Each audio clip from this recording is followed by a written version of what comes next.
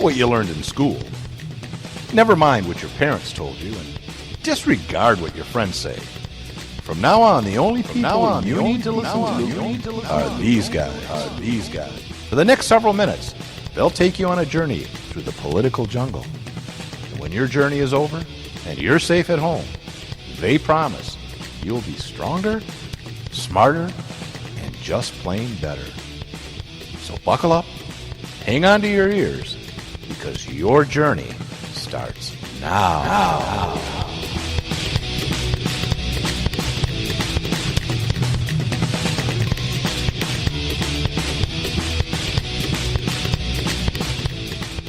Welcome to another episode of At Odds, recorded in the back room of the Ram and Sheep Pub and Studio in the greater Lansing area in the great state of Michigan.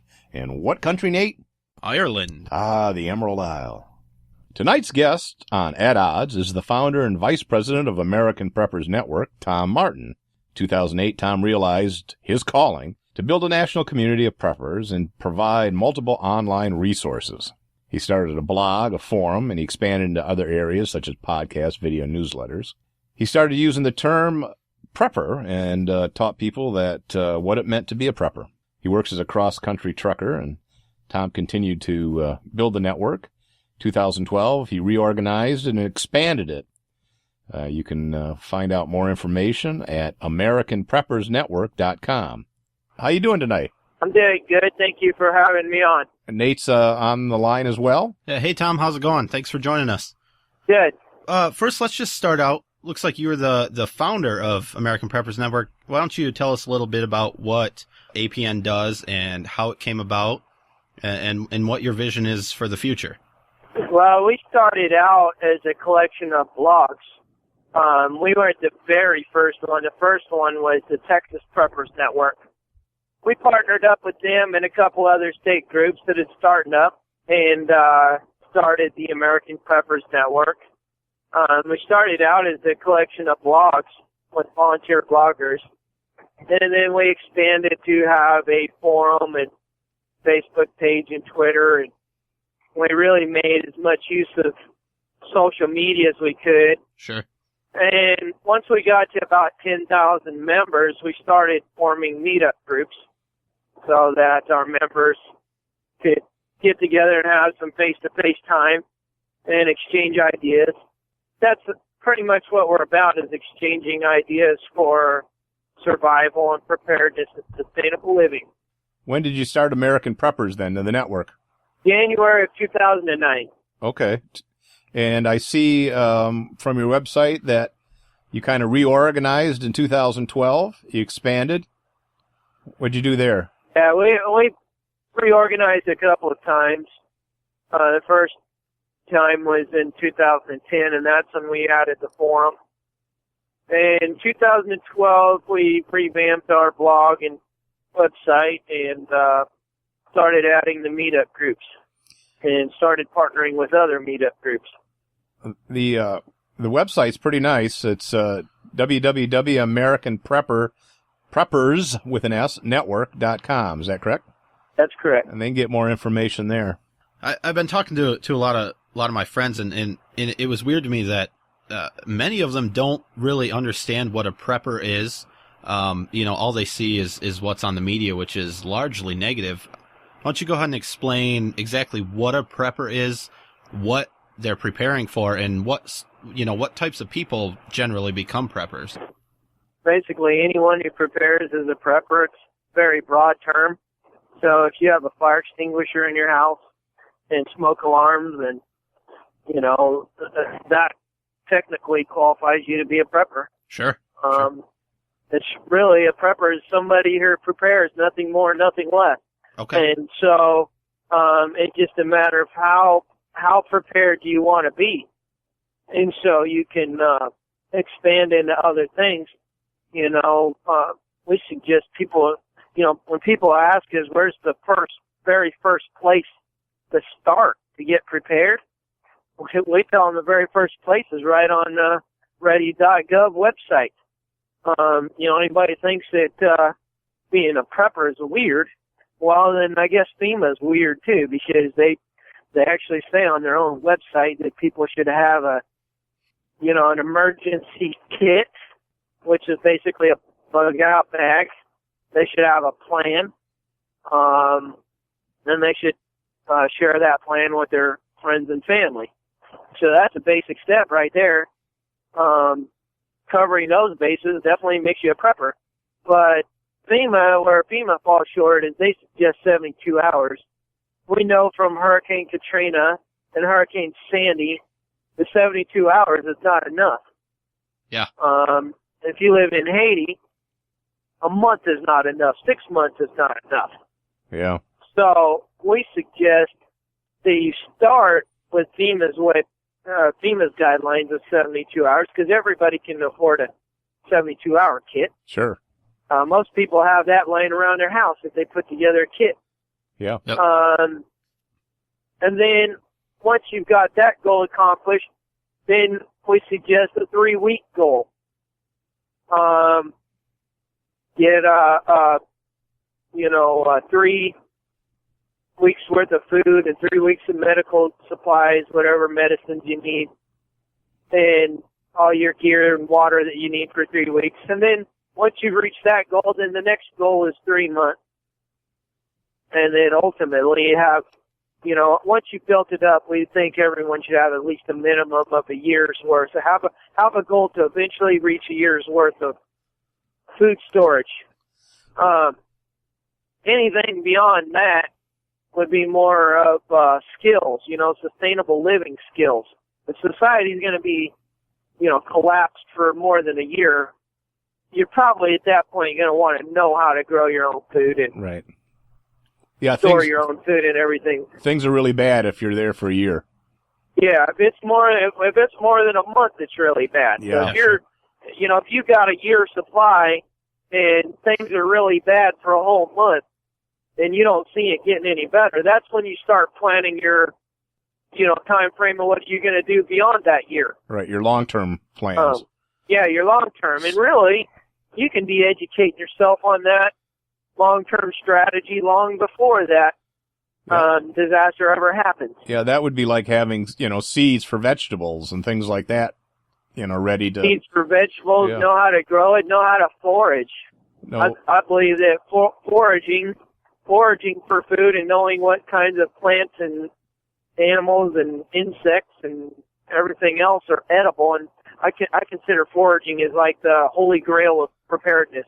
yeah, and that's good in rural areas, but, if you're looking in the middle of an urban setting, that's harder to do. Well, we sound like, this is something new, but if you go back in history, we had to be preppers to survive, 100 years ago. People, planned for a year. They knew how to grow. They knew how to can goods.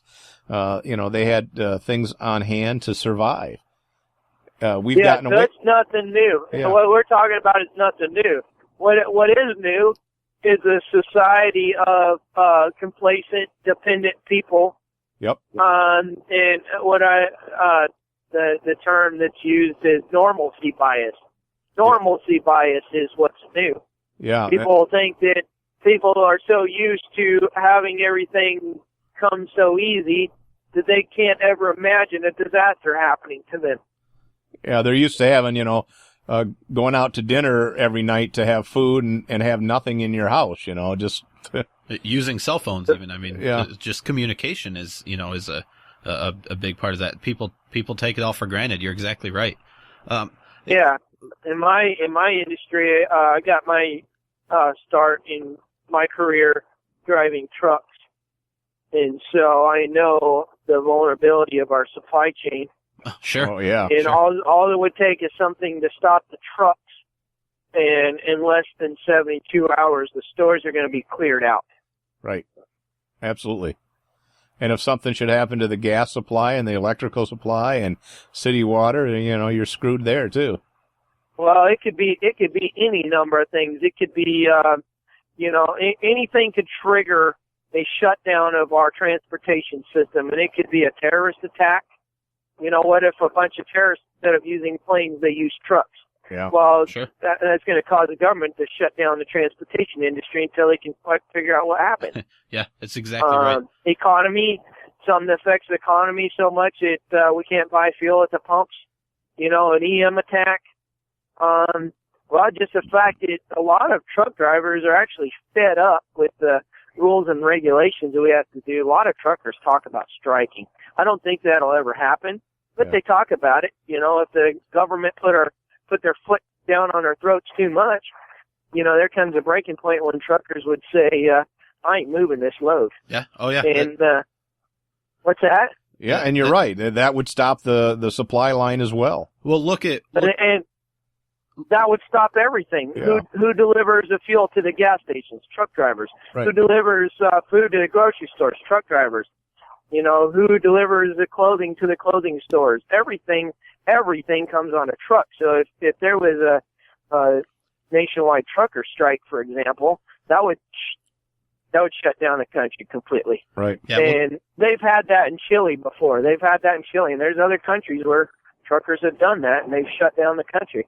Well, I know what the stores look like, you know, after a big storm is predicted. I mean, you go to the local grocery store and all the milk and eggs is gone already because people stock up on all the perishable items. But I mean, it's a good indication of you know, if something larger than that happened. Yeah, you're right. The stores would be completely empty. We've been talking about, you know, big disasters and big, roadblocks in, you know, the shipping industry and things like that.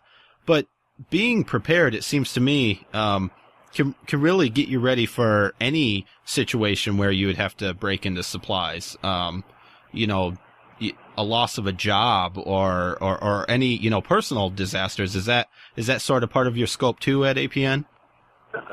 Yeah, absolutely. It doesn't have to be a big national disaster in order for something to be your disaster. It could be a loss of a job or, you know, a house burned down or something that could devastate you financially.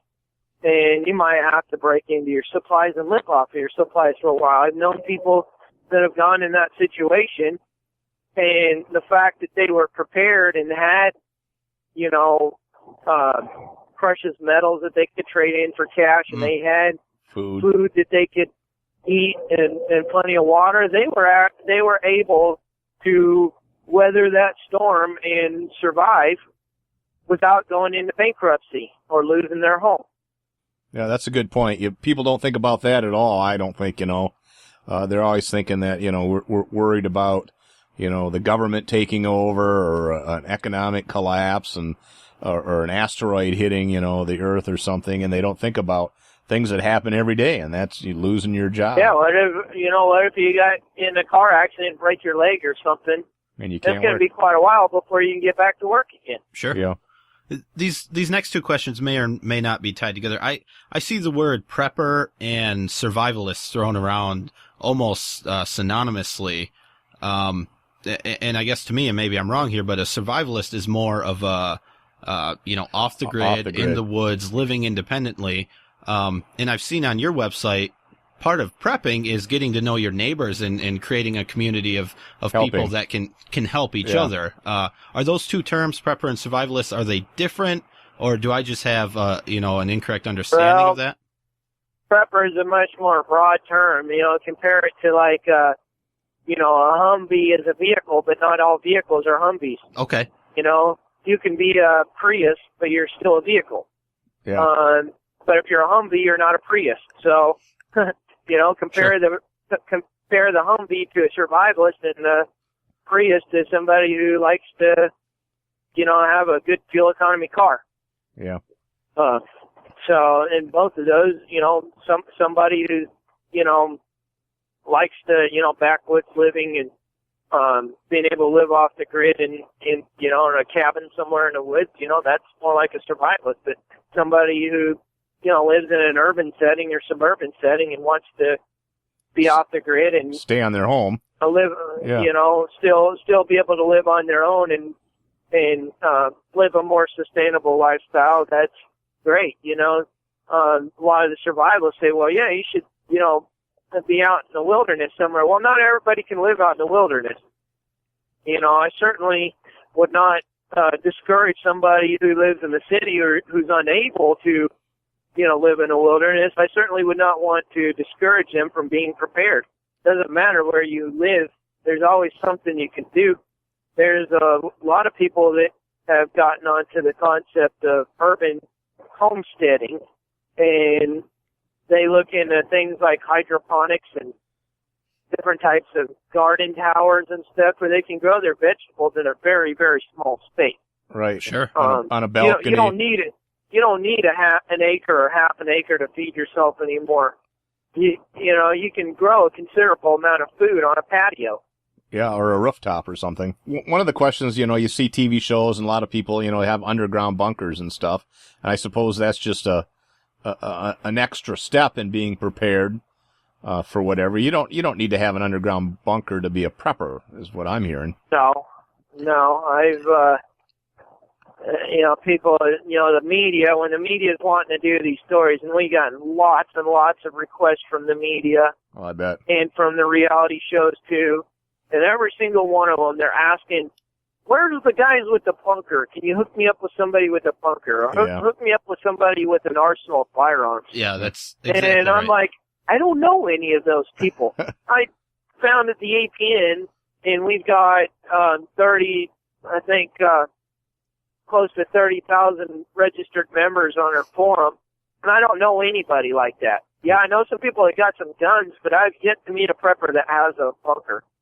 Well, we're gun guys, so we're going to ask some questions about guns. But one of the things Nate wanted to know, and he was talking about, was give us some typical preppers. I imagine they're anywhere from attorneys, doctors, down to truckers and tradespeople and anybody else in between. Is there any kind of stereotype? We've got a few doctors that post regularly on our forum. So if people want to get medical tips from a doctor, that's a good place to do it. Oh, that's great. They're not going to give personal advice, Right? But they will give some tips for different ailments and stuff, and so that's a good place to interact with doctors. I know we've got some lawyers on the forum. They haven't been active on there lately, but if I put out the call, I'm sure we'd have no problem finding a lawyer to give legal tips for people. So we've had accountants give tips on accounting to budget your expenses better. So it covers everybody basically. Everybody has something they can share. Yeah, it sounds like it's the complete spectrum of America. Yeah, exactly, and that's what we want to do. Is because I believe everybody has some type of sustainable living ideas and information that they can share with others. And that's what it's about, is sharing that information so that other people that don't have that information can learn from it. Yeah, and that's what your network, obviously, is all about. It's a sharing of knowledge and skills and things. Yeah, exactly. Yeah.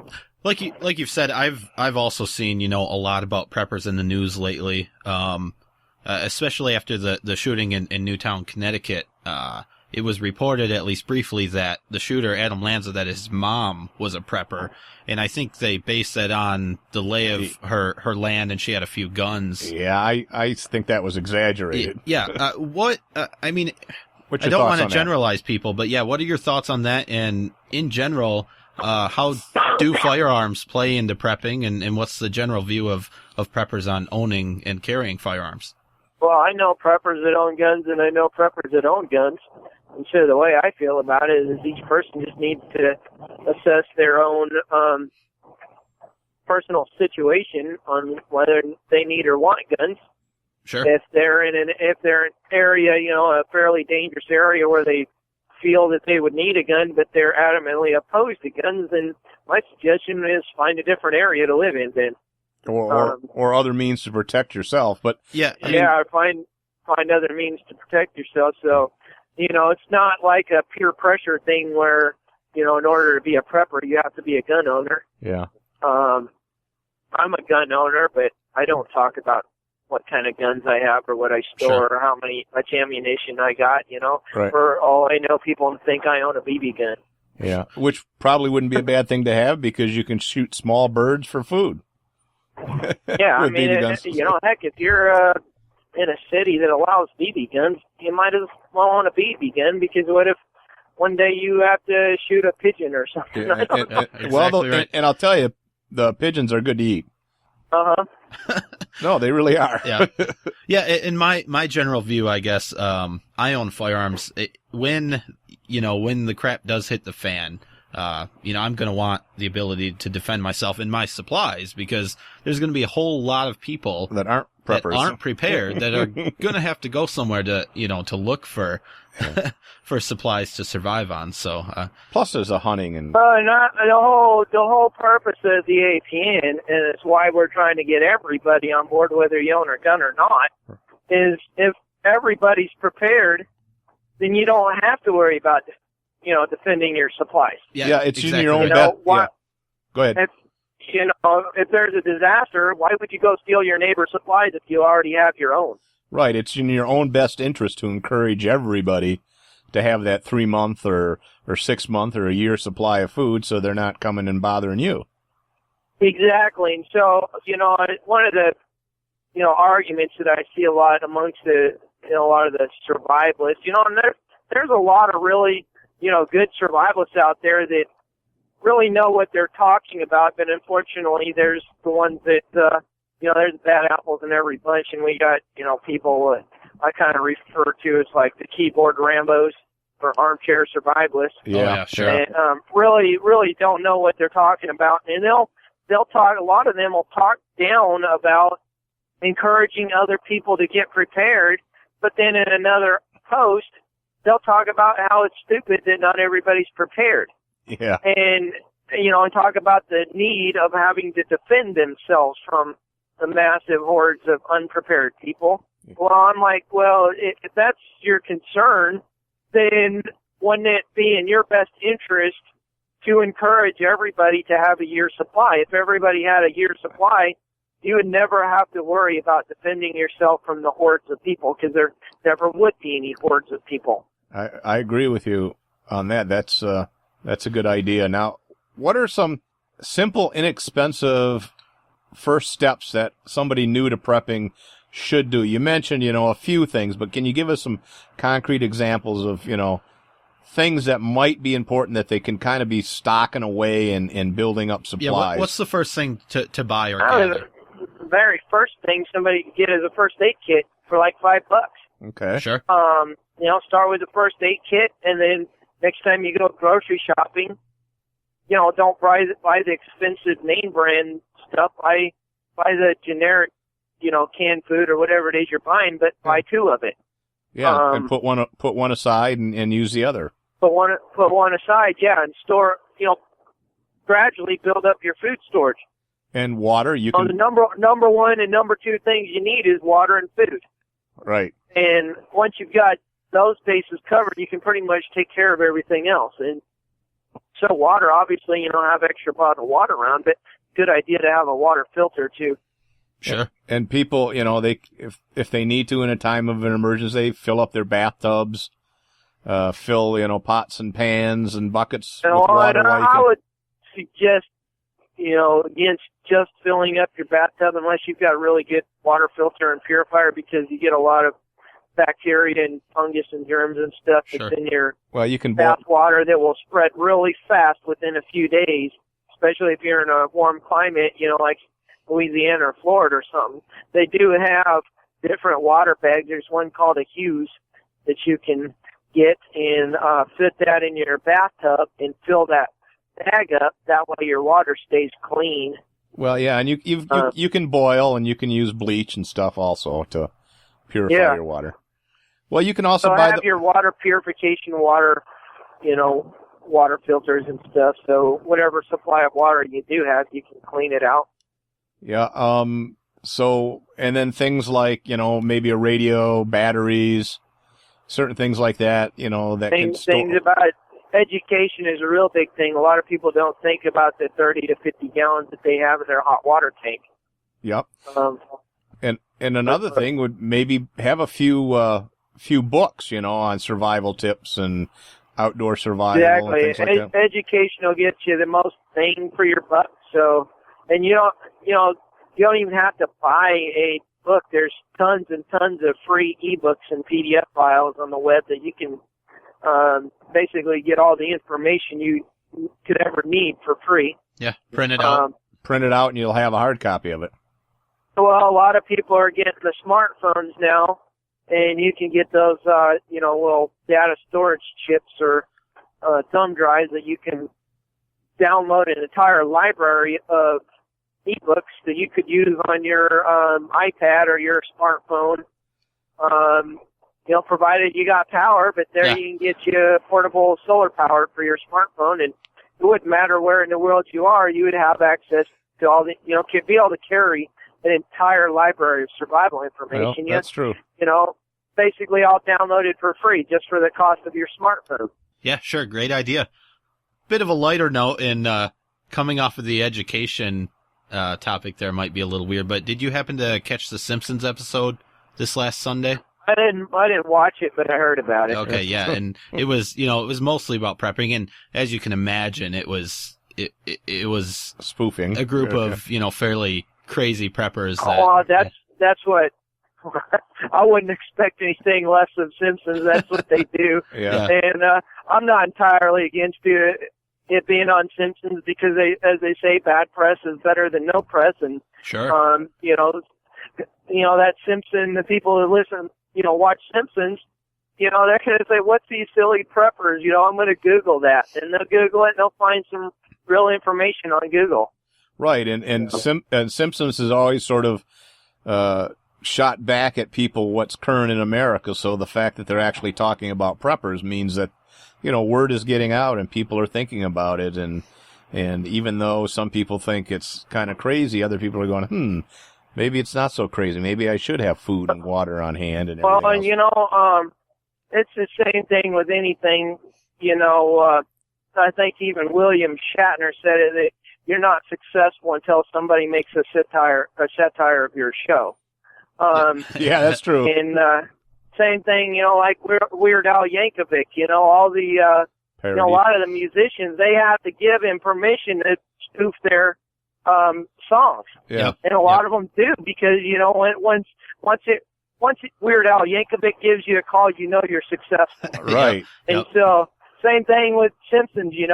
When Simpsons spoofs your movement, it's a successful movement. Right. That's a good point. Well, anything else that you want to add? We're getting close to wrapping up here, and we don't want to hold you. We know you're on the road, so anything else? Just that prepping is for anybody. It doesn't matter your age or your race or your religion or your political philosophy. Everybody should get prepared. Sure. And your website is AmericanPreppersNetwork.com. If you want more information, they can go there. And I believe there are blogs and or forums for each state. Is that correct?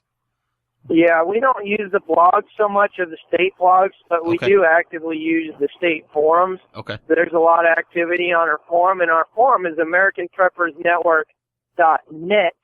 And once they're on that forum, they can see a map of the United States that shows our meetup groups, and they can see sections where they can join their state group and interact with members within their own state. Get in touch with people locally. And you guys, exactly. And you guys do a podcast as well, right? Yeah, we have APN Radio, which you can find that at prepperbroadcasting.com. And you have probably different people on the show that talk about what they're doing and different tips and techniques, I'm assuming. Yeah, and we have our own host, but we also broadcast for other podcasters too that are in the preparedness world. Okay, great. Well, Tom, I want to thank you for joining us. It's been definitely informative and a lot of fun. So, and we want you to be safe there out on the road. Yes, we do. Thanks a lot. Okay, thank you. Thanks, Tom. Bye-bye. Bye. That was Tom Martin, founder of the American Preppers Network. We want to thank him one more time for being on the show. It was a great interview. It really was, and we hope the listeners enjoyed it, learned a little something. Check out his website. Yep. Until then, don't let the boogeyman get you. And thank you for listening to At Odds.